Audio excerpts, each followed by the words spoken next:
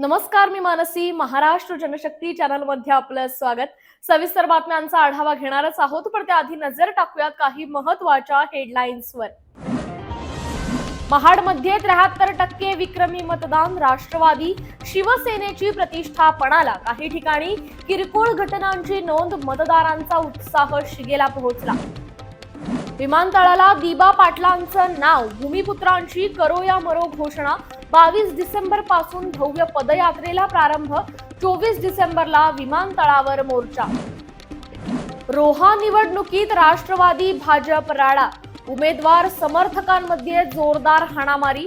मतदान केंद्रावर तणावाचं वातावरण. पोलिसांकडून तात्काळ परिस्थिती नियंत्रण. आणि राज्यमंत्री योगेश कदम यांची भेट. चाकाळे मंदिरात सुवासिनी उत्सव. तीर्थक्षेत्र दर्जाची ग्वाही. ग्रामपंचायतला प्रस्ताव सादर आवाहन. आता पाहूयात सविस्तर वृत्त. रायगड जिल्ह्यातील महाड नगरपालिकेच्या निवडणुकीसाठी काल 73% विक्रमी मतदान झालंय. राष्ट्रवादी काँग्रेस आणि शिवसेना यांच्यात कडवी लढत असल्याने संपूर्ण जिल्ह्याचं लक्ष या निवडणुकीकडे लागलं होतं. मतदारांनी मोठ्या उत्साहात आपला मतदानाचा हक्क बजावला. महाड शहरात काही ठिकाणी किरकोळ घटना वगळता मतदान प्रक्रिया शांततेत पार पडली. एका घटनेत राष्ट्रवादी काँग्रेसचे सुशांत जांभरे आणि त्यांच्या अंगरक्षकाला आमदार भरत गोगावले यांचे पुत्र विकास गोगावले यांच्या समर्थकांनी मारहाण केल्याचा आरोप राष्ट्रवादी काँग्रेसच्या स्नेहल जगताप यांनी केलाय. तसेच काही मतदान केंद्रांवर ईव्हीएम मध्ये बिघाड झाल्याने मतदार आणि निवडणूक कर्मचाऱ्यांमध्ये शाब्दिक चकमकही झाली.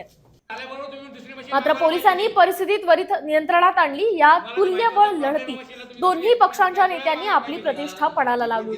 नगराध्यक्ष आणि नगरसेवक निवडून आणण्यासाठी कार्यकर्त्यांनी कंबर कसली होती. 73% एवढ्या मोठ्या मतदानामुळे विजयाचे आखाडे बांधले जात आहेत. सर्व उमेदवारांचं भवितव्य आता मतपेटीत बंद झालं असून 21 डिसेंबर रोजी निकाल जाहीर होईल. महाडच्या जनतेने कुणाला कौल दिला हे पाहणं महत्त्वाचं ठरेल. त्यांनी काय कारणाने शिवसेना सोडली आणि त्यांनी राष्ट्रवादी काँग्रेस पक्षामध्ये प्रवेश केला हे जगजाहीर त्या ठिकाणी आहे. कुणाही त्या बाबतीमध्ये त्या पद्धतीची माहिती घेऊ शकते आहे. आणि म्हणूनच अशा पैसे निराधार आरोप करत असताना जी भाषा वापरली जात होती, माझं वय आज 71 आहे, त्याचं भान ते विसरले दिसतात. अरे तुरीच्या एकेरी भाषेमध्ये बोलत आपल्या विकृत मनोवृत्तीचं त्यांनी दर्शन उभ्या महाराष्ट्राला घडवलं. कारण अशाच पैच्या विचारधारेमध्ये वागणारी माणसं यापेक्षा काय वेगळी वागतील अशी कुणाचीच अपेक्षा त्या ठिकाणी नव्हती. पुन्हा एकदा जिल्हा पोलीस अधीक्षकांना माझी विनंती वजा सुद्धा आहे की या प्रकरणाची सखोल चौकशी करावी. जे दोषी असतील त्यांच्यावरती कारवाई करावी. जे हिस्टरी शीटर असतील त्यांची यापूर्वीची सुद्धा हिस्टरी समजून घेत त्याच्याबद्दलची सुद्धा पुढील कारवाई त्या ठिकाणी करण्यात यावी अशीच माझी या निमित्ताने विनंती आहे. माझा या प्रकरणाशी दुरान्वय संबंध नाही. रायगडची जनता त्या ठिकाणी पाथे आहे. मी सकाळपासून रोहा श्रीवर्धनच्या नगरपालिकेच्या निमित्ताने मतदारांना माझ्या सहकार्याने भेटण्यासाठी त्या ठिकाणी गेलेलो होतो. हे सर्वांना त्या ठिकाणी ज्ञात आहे आणि म्हणूनच स्वतः कृत्य करायचं आणि दुसऱ्यांच्या वरती त्या पद्धतीचे गलिच्छ आरोप करायचे हा धंदा आयुष्यभर त्यांनी त्या ठिकाणी नेहमीच केलेला आहे. यापेक्षा मला अधिक काही सांगायचं नाही. नवी मुंबई आंतरराष्ट्रीय विमानतळाला लोकनेते दिबा पाटील यांचं नाव देण्याच्या मागणीने आता जोर धरलाय. भूमिपुत्रांनी करो या मरोची भूमिका घेत आंदोलन आणखी तीव्र करण्याचा निर्धार केलाय. खासदार बाळ्या मामा यांच्या अध्यक्षतेखाली झालेल्या एका महत्त्वाच्या बैठकीत या आंदोलनाचा संपूर्ण आराखडा निश्चित करण्यात आलाय.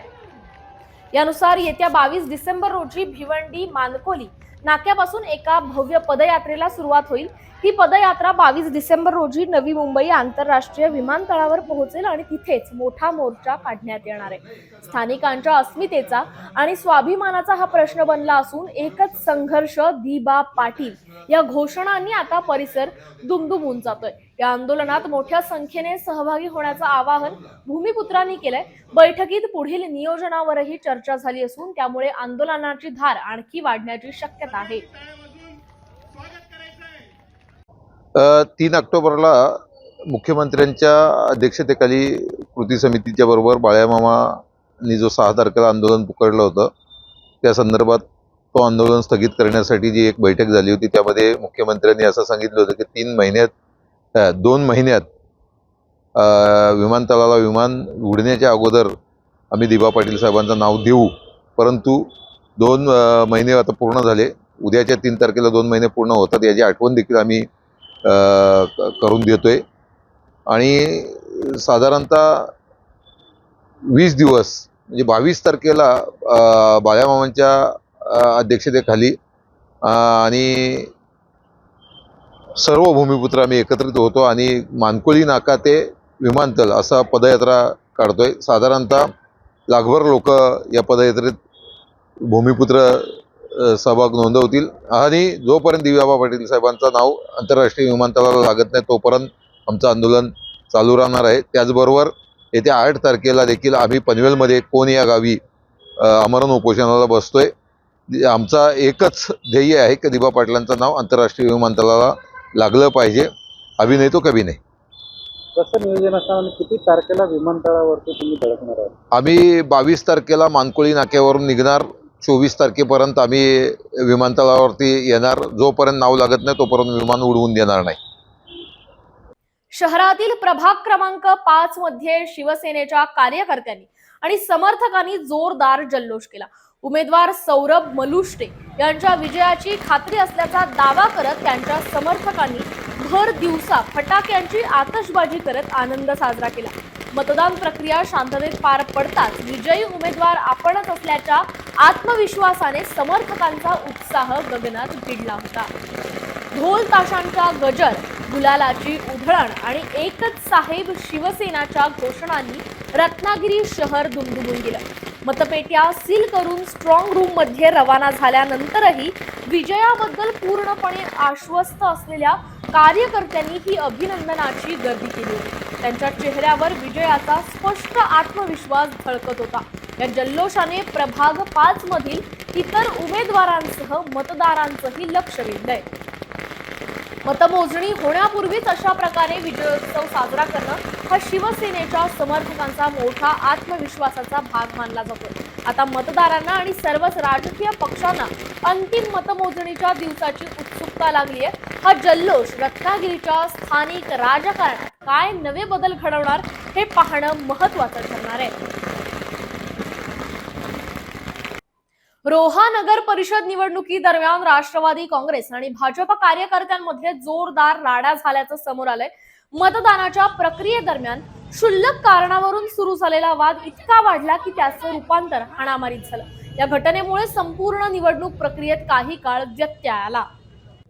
राष्ट्रवादी काँग्रेसचे अधिकृत उमेदवार समीर सकपाळ आणि भाजपचे उमेदवार रोशन चाफेकर यांच्यात सुरुवातीला शाब्दिक बाचाबाची झाली. त्यानंतर या वादात समीर सकपाळ यांचे चिरंजीव शिवराज सकपाळ सहभागी झाले. रोशन चाफेकर आणि शिवराज सकपाळ यांच्यात थेट धक्काबुक्की आणि हाणामारी झाल्याचं प्रत्यक्षदर्शींनी सांगितलंय.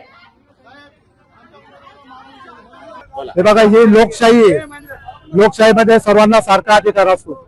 आज माझा मुलगा रोशन चाफेकर उमेदवार म्हणून त्यांच्या पायाखालची जमीन हल्ली म्हणून त्यांनी माझ्या मुलाला एवढ्या पोलीस प्रशासनासमोर माझ्या मुलाला टिबूतला जाऊन मारला त्यांनी. आणि माझ्या मुलाचा उद्या काही कमी जास्त झालं त्याला जबाबदार कोण? आज जर पोलीस लोकांनी जर कंप्लेंट नाही घेतली आणि त्याला जर अटक नाही केली तर मी सर्वांसमोर आत्मदहन करणार आहे. आज एवढं मी निश्चित सांगतो. उद्या माझ्या मुलं जाऊन आज एवढ्या हजारो लोकांसमोर तो जर मारत असेल तर उद्या आम्हाला इथं राहायचंय. उद्या जबाबदारी कोण घेणार आहे? आणि असं सगळे नेम त्यांचे. मी कुठल्या पक्षाचा नाहीये.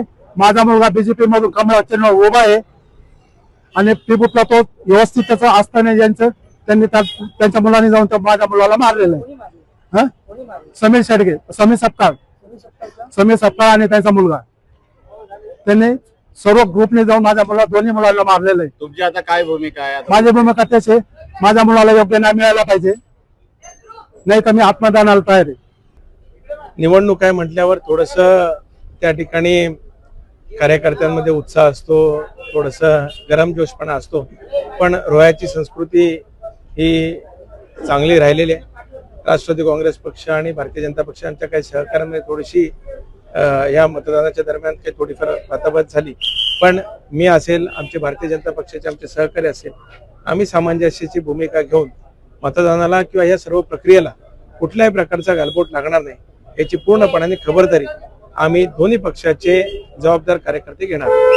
नाही, रोहा मध्ये जे काय प्रकार घडलेला आहे, भारतीय जनता पार्टी आणि राष्ट्रवादीची तिथं जोरात हाणामाऱ्या झाल्या, तिथं शिवसेनेविरुद्ध राष्ट्रवादी झाल्या, परंतु राष्ट्रवादी सोबतच का जिल्ह्यामध्ये भानगडी होत आहेत, ही देखील थोडं आत्मचिंतन तटकरेंनी करावं अशी मला त्यांनी विनंती आहे.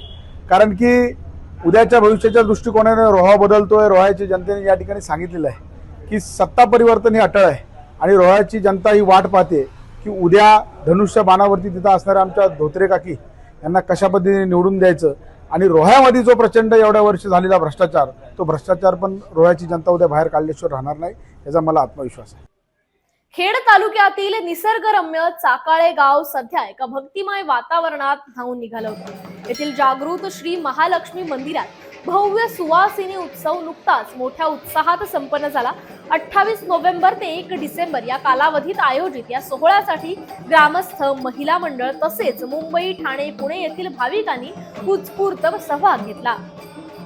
उत्सवाची सांगता 1 डिसेंबर रोजी मुख्य कार्यक्रमांनी झाली. या दिवशी सकाळी देवीला पवित्र अभिषेक घालून पारंपरिक अलंकारांनी सजवण्यात आलं. देवीचे हे मनमोहक रूप पाहण्यासाठी दूर दूरहून भाविकांनी मोठी गर्दी केली होती.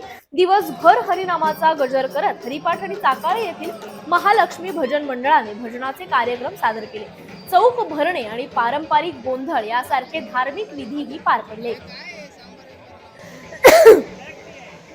त्यानंतर मंदिरात उपस्थित सर्व भाविकांना महाप्रसादाचं वाटप करण्यात आलं. सायंकाळी ऑर्केस्ट्रा, वैभव डान्स, म्युझिकल नाईट कोल्हापूरने सादर केलेल्या थांब लेकी ओटी घेऊन जा या नाटिकेने उत्सवाला आणखी रंगत आणली. हा सुवासिनी उत्सव केवळ धार्मिक विधी नसून गावकरी आणि भाविकांना एकत्र आणणारा एक सामाजिक सोहळा ठरला.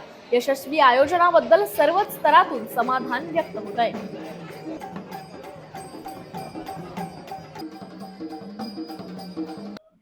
पनवेलमध्ये एक धक्कादायक प्रकार समोर आलाय. नवीन पनवेल रेल्वे स्टेशन परिसरातून डुप्लिकेट नंबर प्लेटची फॉर्च्युनर गाडी ताब्यात घेण्यात आली असून तिच्यात पिस्तूल सदृश्य शस्त्रही आढळल्याने खळबळ उडाली आहे. पनवेल वाहतूक शाखेच्या पथकाने ही कारवाई केली. काल रात्री वाहतुकीस अडथळा ठरणाऱ्या या फॉर्च्युनरची पोलिसांनी चौकशी सुरू केली. त्यावेळी या नंबरच्या नोंदणीकृत मालकाने आपला नंबर अन्य कोणी वापरत असल्याची तक्रार यापूर्वीच केल्याचं समोर आलं. यामुळे पोलिसांचा संशय बळावला आणि त्यांनी तात्काळ गाडीची सखोल तपासणी केली. तपासणी दरम्यान गाडीच्या आत पिस्तूल सदृश्य शस्त्र आणि राजेंद्र निकम नावाचं ड्रायव्हिंग लायसन्स आढळून आले. राजेंद्र निकम याच्यावर मुंबईत अनेक गुन्हे दाखल असल्याची माहिती पोलिसांना मिळाली. घटनास्थळी आलेल्या चालक राजेंद्र निकमला पोलिसांनी ताब्यात घेतलं असून पुढील कायदेशीर कारवाईसाठी त्याला खांदेश्वर पोलीस स्टेशनच्या डिटेक्शन टीमकडे सोपवण्यात आले. या घटनेमुळे परिसरात एकच चर्चा सुरू आहे. रायगडच्या सुधागड तालुक्यात आदिवासी समाजासाठी एक महत्वाकांक्षी पाऊल टाकण्यात आलंय. परळी पळवली येथे प्रधानमंत्री जनमन योजनेअंतर्गत सुमारे 60 लाख रुपये खर्च करून उभारण्यात आलेल्या आदिवासी कातकरी समाज बहुउद्देशीय केंद्राचं म्हणजेच आदिवासी भवनाचं नुकतंच शानदार लोकार्पण करण्यात आलंय. हे आदिवासी भवन आदिवासी विद्यार्थ्यांसाठी ज्ञानार्जनाचं आणि त्यांच्या भविष्यातील प्रगतीचं एक महत्वाचं दालन ठरेल, असं प्रतिपादन भाजप नेते प्रकाश भाऊ देसाई यांनी यावेळी केलं. प्रकाश भाऊ देसाई यांच्या अध्यक्षतेखाली हा लोकार्पण सोहळा मोठ्या उत्साहात पार पडला. देसाईंनी यावेळी सांगितलं की परळीसह ढोकशेत धरणाची वाडी, सिद्धेश्वर विकासवाडी आणि दहिगाव येथेही अशी बहुउद्देशीय आदिवासी केंद्र लवकरच कार्यान्वित होत आहेत. या केंद्रांमुळे आदिवासी बांधवांना विविध सुविधा आणि संधी उपलब्ध होतील अशी अपेक्षा त्यांनी व्यक्त केली. या प्रसंगी परळी ग्रामपंचायतच्या सरपंच साक्षीताई देसाई, भाजपचे जिल्हा चिटणीस विठ्ठल सिनकर, माजी सभापती उज्ज्वला देसाई यांच्यासह अनेक मान्यवर आणि आदिवासी बांधव मोठ्या संख्येने उपस्थित होते. हे भवन खऱ्या अर्थाने आदिवासी समाजाच्या विकासाला गती देईल अशी आशा आहे. खेड तालुक्यातील चाकाळे येथील ऐतिहासिक महालक्ष्मी मंदिरात नुकत्याच पार पडलेल्या सुवासिनी उत्सवाला शिवसेना शिंदे गटाचे नेते माजी मंत्री रामदासभाई कदम, राज्यमंत्री योगेश कदम यांनी विशेष भेट दिली. यावेळी त्यांनी देवीचं दर्शन घेऊन उपस्थितांना उत्सवाच्या शुभेच्छा दिल्या. या भेटी दरम्यान कदम यांनी चाकाळे महालक्ष्मी मंदिराला लवकरच तीर्थक्षेत्राचा दर्जा मिळवून देण्याची महत्त्वपूर्ण ग्वाही दिली आहे. या प्रसंगी शिवसेना शिंदे गटाचे नेते माजी मंत्री रामदासभाई कदम, राज्यमंत्री योगेश कदम यांच्यासोबत त्यांच्या पत्नी श्रेया कदम आणि काका अण्णा कदम उपस्थित होते. मंदिर परिसरात ग्रामस्थ आणि भाविकांची मोठी गर्दी जमली होती. योगेश कदम यांनी ग्रामस्थांशी संवाद साधत त्यांच्या समस्या जाणून घेतल्या. तीर्थक्षेत्राचा दर्जा मिळाल्यास या परिसराचा विकास वेगाने होईल, पर्यटन वाढेल आणि स्थानिकांना रोजगाराच्या संधी उपलब्ध होतील असं त्यांनी स्पष्ट केलं. यासाठी ग्रामपंचायतीने आवश्यक प्रस्ताव तात्काळ सादर करावा असं आवाहनही त्यांनी केलं. राज्यमंत्री योगेश कदम यांच्या या घोषणेने चाकाळे ग्रामस्थांमध्ये आनंदाचं वातावरण आहे. तीर्थक्षेत्राचा दर्जा मिळाल्याने मंदिराची महती राज्यभर पसरेल आणि विकासाला नवी दिशा मिळेल अशी अपेक्षा व्यक्त केली जाते. लवकरच या प्रस्तावाला मंजुरी मिळेल असा विश्वासही त्यांनी यावेळी व्यक्त केलाय. आज देवीच्या आशीर्वादाने आपल्या ह्या उत्सवाच्या निमित्ताने पहिल्यांदाच गृहराज्य मंत्री म्हणून याचा योग जुळला आणि हे देवीच्या आशीर्वादामुळेच शक्य झालं. आज नक्कीच देवीच्या आशीर्वादाने महाराष्ट्राची सेवा करत असताना, आपल्या मतदारसंघाची सेवा करत असताना या देवीच्या या उत्सवाला अजून मोठं स्वरूप प्राप्त करून देण्यासाठी मी आत्ताच इथे विचारलं की आपले हे देवस्थान यात्रास्थळामध्ये आहे का, समावेश नाहीये. आता सरपंचताई इथे आहेत. मी आता शेवटी ग्रामविकास राज्यमंत्री म्हणून देखील आपण लगेचच्या लगेच प्रस्ताव ग्रामपंचायतीने सादर करा.